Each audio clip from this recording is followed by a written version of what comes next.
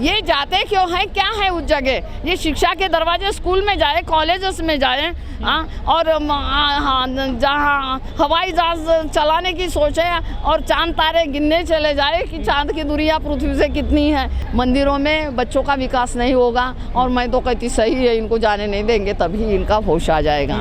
मंदिर में जितने रोका जाएगा तभी ये तरक्की कर पाएंगे। उत्तर प्रदेश के प्रतापगढ़ में दुर्गा पूजा के पंडाल में छू लिया प्रतिमा को एक दलित ने, उसका मर्डर कर दिया पीट करके। भैया देखो, ये काम गलत है। वो मैं कहते ये आदमी छूने गया ही क्यों था? वो तो मारेंगे, वो तो जातिवाद है। वो जो छूत मानते हैं, जाते क्यों? हम इंसान हैं, तो जिसको मारने के लिए मरने के लिए जाते क्यों है? नहीं जाना चाहिए। वो अगर आने नहीं देते और अच्छा है वो रोक देते, मारना नहीं चाहिए। मैं हिंसा के खिलाफ हूँ। जिन्होंने भी किया ये बहुत गलत किया, जघन्य अपराध है, उसको सजा होनी चाहिए। करवा चौथ है, पति के नाम पर वो भूखी रहती हैं। क्या पत्नी को पति की जरूरत नहीं, तो पति क्या उसके नाम पर भूखा रहते? उसकी भी तो लंबी उम्र होनी चाहिए। ये सब अंधविश्वास है। महिलाएं मंदिर में जा रही, पूजा कर रही, और महिला को पहले तो कोई राइट ही नहीं था, अब कुछ राइट मिले गए, तो वहाँ पूजा करने से उनकी तरक्की नहीं होगी। उनको अपने अधिकार संविधान को मानना पड़ेगा, संविधान की लाइनें पढ़नी पड़ेगी, तभी वो तरक्की कर पाती है। संविधान सबको अधिकार देता है, कोई भी व्रत रखे, पूजा पाठ करे, मंदिर में जाए, मस्जिद में जाए, गुरुद्वारे में जाए, तो दिक्कत क्या है यदि दलित जा रहे हैं मंदिरों में? देखो जी, दलित जा रहे हैं और वो समझ नहीं पा रहे। मैं कहती दलित तो ये मंदिर में जाते क्यों हैं? वो जाए, कोई गुरुद्वारे में जाए, कुछ भी जाए। जिस जगह मंदिर में कुछ है ही नहीं, जाने से वो अच्छा है, रोक रहे अच्छा है, ये समझना चाहिए। वहाँ जाने से भगवान अगर मानते हैं तो भगवान इनको एंट्री करने क्यों नहीं दे रहा? क्यों वहाँ जाने नहीं दिया? ब्राह्मण क्यों उनको अछूत मान रहा है? ब्राह्मण क्यों है रोकने वाला? इस पर से समझना चाहिए दलितों ने कि वहाँ भगवान है, तो भगवान हमें रोक आने नहीं दे रहा, तो वो है क्या, किस लिए जा रहे? मैंने जाति की तरह कैलकुलेशन नहीं किया, कौन जाति के है कौन जाति के नहीं हैं, क्योंकि अभी तक हैं हम तो बौद्ध लोग हैं, हम इंसानों को ही दीक्षा कर देते हैं। हम तो जाति मानते ही नहीं। यहाँ की ब्राह्मणी व्यवस्था वो जाति में पड़ी है, तो मुझे पता नहीं कि कौन से जाति के, और जाति में से हो गए तो ये मुझे पता नहीं। ज़्यादातर ये चमार वगैरह लोग, जाटव लोग हैं, यही धम्म दीक्षित हो रहे हैं, और वाल्मीकि भी समर्पित हो रहा है। तो और बाकी मुझे खटिक समुदाय से भी नज़र आए थे। तो इस प्रकार से ओबीसी आ रहे हैं क्या? ओबीसी के तो एक दो लोग होते हैं। ये क्यों जुड़ रहे हैं बौद्ध धर्म से? यही तो खतरनाक है।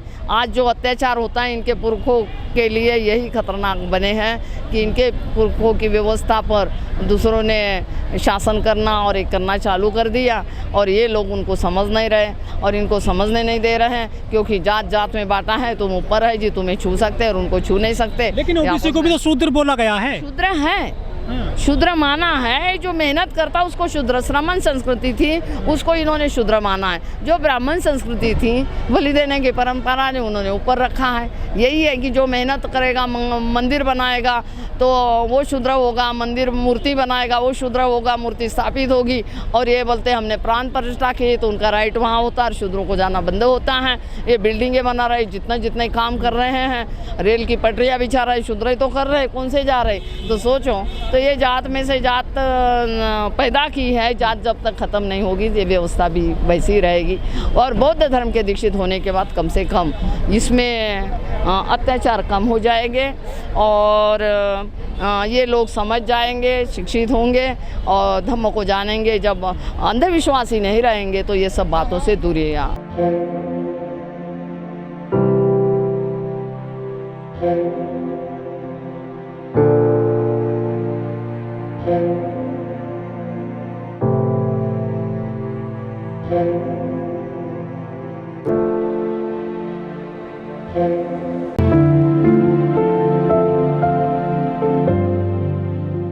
और विजयादशमी में अशोक सम्राट ने भी इसी दिन दीक्षा ली थी, और जनता को बुद्ध धर्म का जो जम्मू द्वीप पर मैसेज दिया था, और 84,000 स्तूप बनाए और पुत्र और पुत्री को भी श्रीलंका में भेजा था। इसी दिन डॉक्टर बाबा साहब आम्बेडकर ने नागपुर की नाग धरती पर उन्होंने दीक्षा ली 1956 में, और 14 अक्टूबर 1956 में और विजयादशमी थी, और वो आज नागपुर में भी भव्य कार्यक्रम हो रहा, देश विदेश के लोग आ रहे हैं। पर यहाँ दिल्ली के कार्यक्रम को हमारे लिए थोड़ा ये था कि आपको यहाँ रहना है, इसलिए हम रहे हैं। और काफ़ी अच्छा राजेंद्र पाल गौतम जी ने जो प्रयास किया ये बड़ा महत्वपूर्ण, और हम पहले से ही साथ में काम करते रहे। वो समता सैनिक दल में कमांडर भी रहे, अध्यक्ष भी रहे, और हम साथ साथ में काफ़ी स्टेटों में भी जाते रहे। तो वो पहले से ही धम्म से भी जुड़े रहे हैं, समता सैनिक दल से, और आम्बेडकर विचारधारा से, मूवमेंट से वो हमेशा रहे हैं। मंत्री बनना एक उनके लिए एक है, पर वो ज़मीन से जुड़े हुए बाबा साहब आम्बेडकर के विचारों को वो लेकर चल रहे हैं। जय भीम मिशन के माध्यम से वो धम्म का कार्य कर रहे हैं, तो सराहनीय कार्य हैं। और आज का जो जितने 10,000 से अधिक लोग यहाँ आए और उन्होंने ये धम्म दीक्षा ली है, तो ये बाबा साहब आम्बेडकर के विचारों को आगे ले जाने के लिए भर ज़रूर पड़ेगी, और समाज जागरूक होगा। जो आज जब तक बौद्ध नहीं बनेंगे, इन पर अत्याचार ख़त्म नहीं होंगे। उनकी अपनी क्या मंशा, वो पहले से बुद्ध विचारधाराओं के हम साथ में जुड़े रहे, 30 साल से साथ में जुड़े रहे। समता सैनिक दल में थे, बौद्ध भिक्षु साथ में होते थे। हम पहले से नारा देते रहे कि बुद्ध धर्म की क्या पहचान, हर मानव मानव एक समान। तो वो भी मानव एक समान के लिए चल रहे हैं, और वो राजनीति इसमें नहीं है। इसमें तो हाँ। आप कह रहे हैं कि वो जुड़े हुए हैं, बुद्ध से विचारों से काफी प्रभावित हैं, लेकिन ये काम तो बौद्ध भिक्षुओं का है, अब जैसे लोगों का है, वो काम नेता कर रहे हैं, कैबिनेट मंत्री कर रहे हैं देश में। बौद्ध भिक्षु तो करता, आज भी कितने बौद्ध भिक्षु मंच पर थे, नेता तो 2 या 3 ही थे वहाँ पे। अगर ये जब बीजेपी ने इतना सारा प्रचार किया, मंदिर तक गिरवाया धर्म का, तो ये कर रहे तो क्या बुरी बात है? लेकिन ये मंत्री, ये भी तो प्रधानमंत्री राष्ट्र, जिस तरह से प्रचार होना चाहिए नहीं हो रहा है देश में बुद्ध का। बुद्ध का प्रचार देखो, बुद्ध की बातें अच्छी हैं, सब लोग नहीं समझ गई, और उन्होंने व्यवस्था तरक्की की। आज वो आत्मसम्मान के लिए ज़िंदगी जी रहे हैं, आत्मसम्मान से जी रहे हैं। यही है कि बुद्ध को समझा, बाबा साहब को समझा, तो देश की तरक्की होती है, समाज की तरक्की होती। समाज को जागरूक अगर होना होगा तो बुद्ध की शरण में जाना ज़रूर पड़ेगा। लेकिन बौद्ध पूरी दुनिया में फैल गया है, हमारे देश में सिमट कर रह गया है बहुत कम। बौद्ध धर्म यहाँ बहुत हैं। यहाँ अगर हिंदू की संख्या देखें तो देखो, मुसलमान यहाँ अधिक है, ईसाई है, सिख है, जैन है, बौद्ध है। अब बताइए, और अनुसूचित जाति, जनजाति, शूद्र तो हिंदू में हिंदू है ही नहीं भाई। हाँ, तो हिंदू कौन है? मैं हिंदू की परिभाषा बोलती हूँ, और हिंदू कितने ज़्यादा है और बौद्ध कितने कम है, लेकिन आप हिसाब लगाइए। देश में तो हिंदू राष्ट्र को मजबूत करने की बात चल रही है। भैया, हिंदू राष्ट्र मजबूत कहाँ होगा? हिंदू राष्ट्र, हम कहते मानव मानव समान हो जाए और मानव संपन्न बन जाए, जाति न रहे, तो अपने आप संपन्नता आ जाएगी। उसमें क्या मंदिर बन रहा है अयोध्या में? अयोध्या में मंत्री तो इन्होंने वही अंधविश्वास के ढर्रे पे जाएगा तो देश विकास नहीं करेगा। लेकिन बौद्ध भिक्षु सुप्रीम कोर्ट गए थे तो उन पर जुर्माना कर दिया गया था लाखों रुपए। वो देखो, कोर्ट में जजेस इनके हैं, सारी चीज़ इनकी है, पार्लियामेंट इनकी है, मीडिया इनका है, सब कुछ इनका है, तो वो तो जुर्माना कर ही देंगे भाई। आप इसीलिए तो बुद्धिज्म को अपनाओगे तो आप अपने हक के लिए तो लड़ोगे और आप अपने न्याय पाओगे। लेकिन योगी मोदी विदेश जाते हैं, कहते हैं कि मैं बुद्ध की धरती से आया हूँ। बुद्ध की धरती से जा रहे हैं इसीलिए कह रहे हैं, पर बौद्ध नहीं है वो लोग समझते नहीं, उनको बौद्ध कहते हैं, झूठ बोलते हैं, झूठ बोलते हैं। लेकिन ये तो जय श्री राम को मजबूत कर रहे हैं वो जैसे उनकी अपनी पॉलिसी है भाई, वो मान रहे हैं, तो उसके लिए मैं कोई रोक सकती ना क्या? उसके अपने विचार, सबके स्वतंत्र विचार है, जो चाहे जिसको माने। लेकिन जो महिलाएं हैं SC ST की, स्पेशली दलितों की, वो तो अभी भी जो है धर्म कर्म में लगी हुई हैं, पूजा पाठ करती हैं, नवरात्रे करती हैं। भाई यहाँ नवरात्र करती है ये महिलाएं हैं, महिलाओं को समझने नहीं दे रहे हैं।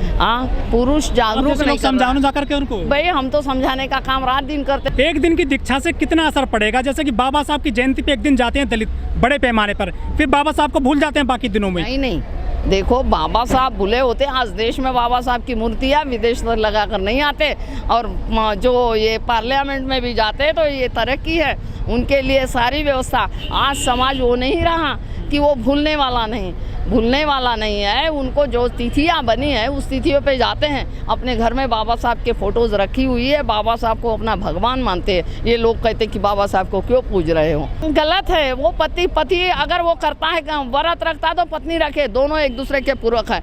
पत्नी को ज़रूरत पति की है और पति को ज़रूरत पत्नी की है, और इससे कोई फ़ायदा नहीं, भूखे रहने से कुछ नहीं होगा। उसके साथ अच्छा व्यवहार करो, घर में शालीनता से रहो, दोनों के साथ मधुर संबंध बने रहे, आपस में मैत्री भाव बना रहे, तभी आदमी की एज भी बढ़ेगी। अच्छे समय पे खाओ, समय पे सो। तो ये नहीं है भूखा रहो, रात भर जगते रहो और ये करो, इससे तो काम नहीं चलेगा। यही है, तो यही है तरक्की। अगर देश का विकास चाहते हो तो अंधविश्वास को छोड़कर संविधान के रास्ते में चलकर आप तरक्की कर सकते हैं। और जहां आप धर्म नीति हैं तो वही धर्म है। भूखे को रोटी देना, प्यासे को पानी देना, थके को आसन देना, निर्धन को धन देना, और बड़ों का आदर करना, पूजनी की पूजा करना, सबके साथ मैत्री से रहना, और पड़ोसियों के साथ मैत्री भाव बना रखना। इससे मनुष्य का कल्याण होता है। यही धर्म, और इससे सब कुछ अच्छा बनती है, और यही बुद्धिज़्म की व्यवस्था है। अच्छा, साधुवाद भवतु, सब मंगलम। जय भीम, जय भारत।